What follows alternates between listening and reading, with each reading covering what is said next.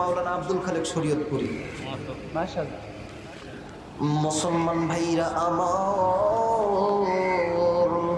খুব খেয়াল করে শুনবেন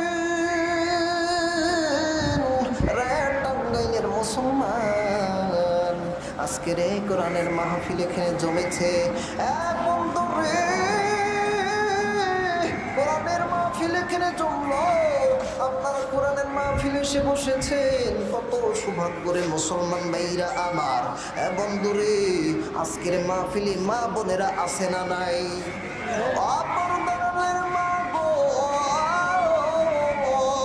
আমি হাসান বিন আব্দুল মাজেদ আজ আপনাদের মাঝে চলে এসেছি। মা গো, আপনারা যতক্ষণ আমি কথা বলবো অবশ্যই আপনারা কোরআনের মাহফিলে থাকবেন। আল্লাহ চাইলে শেষ মোনাজাত করে গুনাহ মাফ করে